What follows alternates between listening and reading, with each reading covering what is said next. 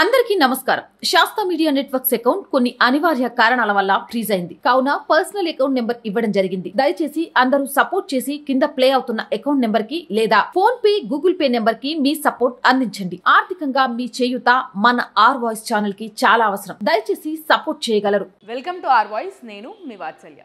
BRS పార్టీలో హరీష్ రావు ఒక్కడే ఏకైక మంచి నేత అని కేంద్ర హోంశాఖ సహాయ మంత్రి బండి సంజయ్ కితాబిచ్చారు. హరీష్ రావును ఆకాశానికి ఎత్తేశారు. బీఆర్ఎస్లో హరీష్ రావు ఒక్కరే మంచివారని, ఆయనే అసలైన ఉద్యమకారుడని కొనియాడారు. బీజేపీలోకి వివిధ పార్టీల నుంచి చేరికల గురించి అడిగిన సందర్భంగా హరీష్ రావు ఆయన బీజేపీలోకి రావాలని అనుకుంటే బీఆర్ఎస్కు రాజీనామా చేసి రావాల్సిందేనని స్పష్టం చేశారు. మళ్లీ ఎన్నికల్లో బీజేపీ తరపున పోటీ చేసి గెలవాలని తెలిపారు. హరీష్ రావు మంచి నాయకుడు, ప్రజల మనిషి అని కొనియాడారు. హరీష్ రావు మంచి ఉద్యమ నాయకుడని, ఆయనకు ప్రజల్లో మంచి పేరుందని పేర్కొన్నారు. ఆయన మళ్లీ పోటీ చేసినా గెలుస్తారని ధీమా వ్యక్తం చేశారు.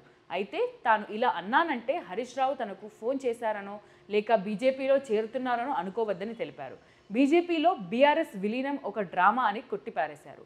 ఇప్పటికే బీజేపీలోకి వచ్చేందుకు చాలా మంది బీఆర్ఎస్ నుంచి ఎదురు చూస్తున్నారని, అయితే తాము ఎవరిని అడగడం లేదని తేల్చి చెప్పారు. ఎవరు వచ్చినా రాజీనామా చేసి మళ్లీ గెలవాల్సిందేనని, అయితే గెలిపించుకునే బాధ్యత తాము తీసుకుంటామని భరోసా ఇచ్చారు.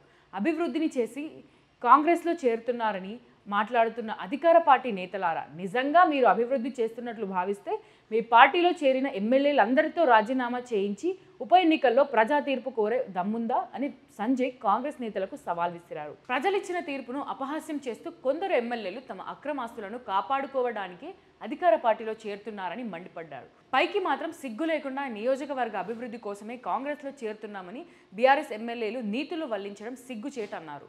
కాగా తెలంగాణ నిరుద్యోగులకు మద్దతు పలికారు. గ్రూప్ 2 పరీక్ష వాయిదా వేయాలన్న డిమాండ్కు అనుకూలంగా మాట్లాడారు. లోక్సభలో ప్రతిపక్ష నేత రాహుల్ గాంధీ పైన తీవ్ర విమర్శలు చేశారు.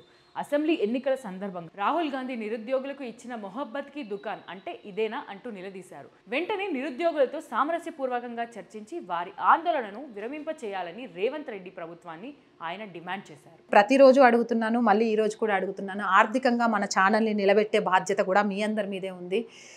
మన ఛానల్ రెవెన్యూ చాలా చాలా చాలా తక్కువ. ఒక ఆఫీస్ లేదు, మనది అనే ఎక్విప్మెంట్ లేదు, అంతా రెంట్ బేస్ మీద. ఆఫీస్ అయితే రెంట్ బేస్ మీద కూడా లేదు. వాటన్నిటిని నిర్మించాలి అనే ఒక ఆలోచనతో అడుగులు ముందుకేస్తున్నాం.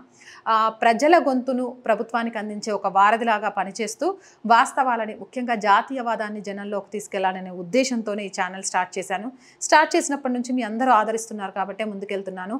ఆర్థికంగా కూడా దయచేసి సపోర్ట్ చేయండి. సపోర్ట్ చేయాలి అనుకునే వాళ్ళు సబ్స్క్రిప్షన్ పక్కనే జాయిన్ అనే ఆప్షన్ ఉంటుంది. 1 to 5 లెవెల్స్ ఉంటాయి. ఏదో ఒక లెవెల్లో సపోర్ట్ చేయొచ్చు, లేదా స్క్రీన్ మీద గూగుల్ పే, ఫోన్ పేతో పాటు అకౌంట్ డీటెయిల్స్ కూడా ఉంటాయి. అలా అయినా సపోర్ట్ చేయొచ్చు. అండ్ ఎంతోమంది వ్యాపారవేత్తలు మన ఛానల్ని చూస్తూ ఉంటుంటారు. మీ వ్యాపార ప్రకటనల కోసం కూడా మన ఛానల్ని సంప్రదించండి. 8328500576 నెంబర్కి కాల్ చేసి మీ వ్యాపార ప్రకటన ద్వారా మీ వ్యాపార రంగాన్ని విస్తరించుకోవడంతో పాటు మన ఛానల్కి ఆర్థిక చేయూతనిచ్చిన వాళ్ళు కూడా అవుతారు. So please subscribe our channel, support our channel. జై భారత్.